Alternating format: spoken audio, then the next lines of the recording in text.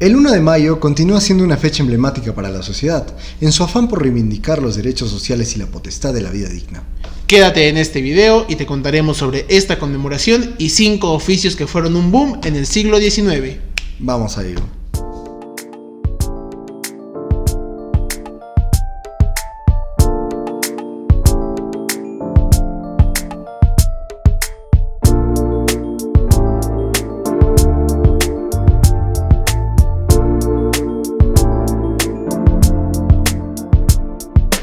A lo largo de la historia de la humanidad, los movimientos de los trabajadores en el mundo han reflejado las necesidades y carencias a las que gran parte de las sociedades han sido sujetas, tanto en regímenes esclavistas, feudales o patronales. Después, ¿qué pasó? Pues mira, después de la Revolución Industrial, las malas condiciones de trabajo y vida de la clase obrera se exacerban. ¿Esto qué significa? Que había explotación laboral, remuneraciones ínfimas y precarias, condiciones de trabajo insalubres, horarios interminables, pagos a destajo, trabajo infantil y femenino subpagado, entre otras calamidades. En pocas palabras, todo era terrible en esa época. Había un abuso de poder tremendo. Tremendo. Es en este contexto que durante el siglo XIX el movimiento obrero cobra una mayor relevancia, manifestándose con gran presencia en Estados Unidos, considerando la importancia que se le otorgó a la industrialización como base de su desarrollo económico Capitalista. No, espera, no, ese no es. Ya, ese.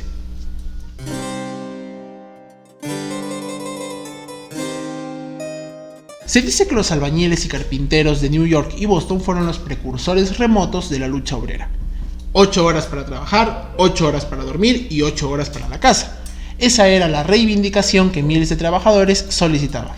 La contienda se dio en diversos ámbitos y lugares, destacándose los sangrientos sucesos que culminaron con la tragedia de Chicago, iniciada en mayo de 1886 y epilogada con el ahorcamiento de varios dirigentes sindicales anarquistas el 11 de noviembre de 1887. Ellos, desde entonces, son conocidos mundialmente como mártires de Chicago.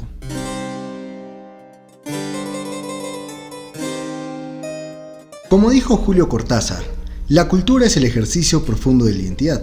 Ciertamente una persona sin cultura ni identidad es alguien vacío. Eso último lo dije yo. Qué buenas noticias nos trae el periódico de hoy en día, cosas finas, Saúl, por cosas favor, elegantes, dame el cosas periódico, con relevancia, concéntrate en el video. cosas importantes. Concéntrate en el video.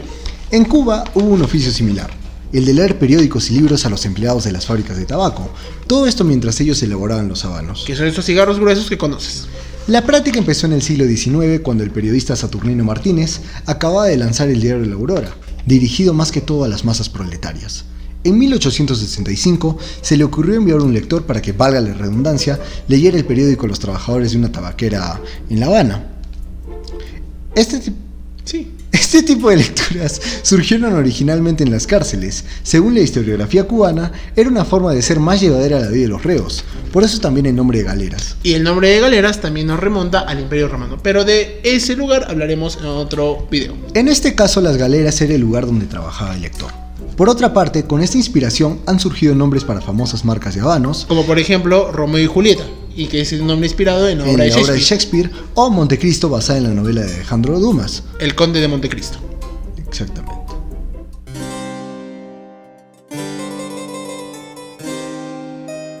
Jorge Basadre acuñó el término prosperidad falaz en referencia al periodo de la historia en el que Perú recibió extraordinarios ingresos económicos producto de la exportación del guano de islas, es decir, entre 1845 y 1872. Dicho sea de paso, en esta época estaba el presidente Ramón Castillo. En su primer gobierno. Claro.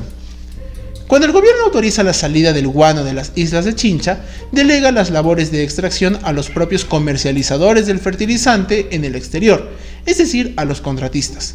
Estos, a su vez, subcontratan los servicios de particulares para la labor mencionada, lo que, desde luego, implicaba resolver el problema de la mano de obra. La habilitación de peones se realizaba en el puerto de Pisco, Ica, bajo un sistema de endeudamiento al que comúnmente se llamaba enganche, aplicado también en las haciendas y minas.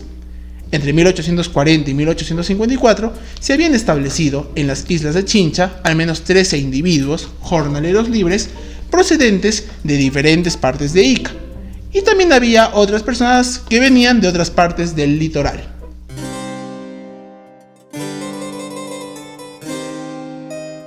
¡Libros! ¡Libros! Señor, disculpe. ¿Tendrá algo de Paulo Coelho para mi colección de misterio? Toma un guasipum. Bueno, me contento con esto. Muchas gracias. Los vendedores callejeros surgen de manera masiva en los archivos de la administración colonial mexicana. Todo esto a partir de la segunda mitad del siglo XVIII. Este hecho se explica con la situación demográfica y socioeconómica de la ciudad. Las representaciones del ambulataje que ofrece la fotografía del siglo XIX y principios del siglo XX indican las diversas formas que tomaban los oficios y la venta callejera al adaptarse a la vida de una gran ciudad. De una ciudad grande, evidentemente, y con una sociedad dividida en clases. Si los transportes de tracción animal daban paso al automóvil, en una ciudad moderna e industrializada, la bicicleta fue adoptada y adaptada como el vehículo que los vendedores callejeros utilizarían para transportarse. Esto para llevar sus mercancías a nuevos consumidores. Claro, por ejemplo, el panadero, justamente en la Ciudad de México, que lleva su pan en una canasta encima de su cabeza. Y es una canasta grande. Hoy en día, como en la época colonial, en el siglo XIX, la imagen del ambulantaje sigue asociada con el tema de la pobreza y la sobrevivencia. En algunas representaciones el trabajo infantil se hace claramente evidente, en otras el niño aparece sin ocupación precisa. También es notable la presencia de mujeres, lo que hace pensar que el ambulantaje, como una actividad con alta participación femenina desde hace un buen tiempo. Desde hace varios siglos.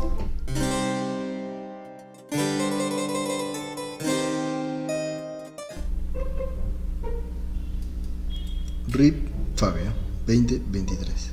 Like si crees que ya era hora. Te estoy escuchando, Saúl. El arte ayuda a recordar a los que se marchan. Es decir, nos ayuda a tener presente a aquellas personas que ya se fueron. Por ejemplo, en el Renacimiento, los retratos de difuntos eran conocidos como memento mori, recuerda que morirás en latín. Los retratos mortuorios, especialmente populares en Europa y algunas zonas de América Latina, se hacían de distintas maneras. Fingiendo estar vivo, se fotografiaba a las personas con los ojos abiertos, simulando estar dormido, como si un niño fuera a despertar de un dulce sueño, o sin simular algo, fríamente, es decir, una persona en el lecho de muerte o en el féretro. En Colombia, la fotografía de difuntos fue una práctica común desde la aparición del daguerrotipo, Francia en 1839, hasta bien entrado el siglo XX. La sociedad de la época no sentía rechazo por este tipo de retratos, al contrario, los guardaba en el álbum, los colgaba en sus hogares y en ocasiones mandaba copias a amigos o familiares. Era una tradición muy común. Claro. Bueno, tétrica para el momento. Claro, una tradición tétrica, mejor dicho, porque una tradición es sinónimo de ser algo común, pero en este caso era algo un poco perturbador, ¿no? Era perturbador.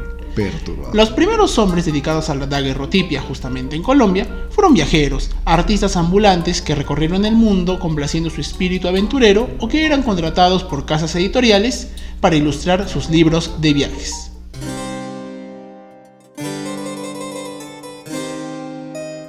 Cualquiera que fuera el palacio en el que se alojara Enrique VIII, rey de Inglaterra, el centro de la corte era su cámara privada. La suite de habitaciones con su dormitorio como el santuario interior lo eran todo.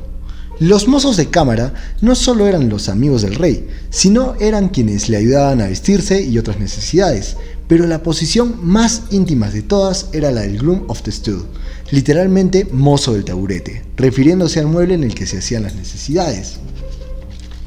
Imagínense, y en esa época no había papel higiénico. Solo existía este papel. No. Se trataba del hombre que ayudaba al rey cuando precisamente realizaba ello.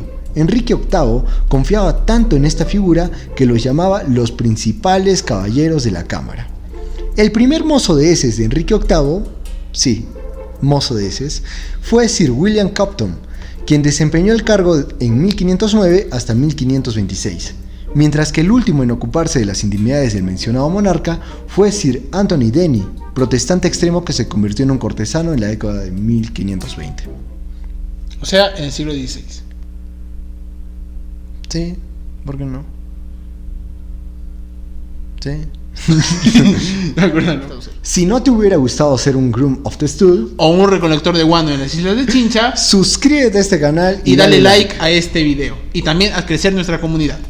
Deja en los comentarios qué otras profesiones conoces que sean curiosas, raras o quizás un poco perturbadoras. Dale like.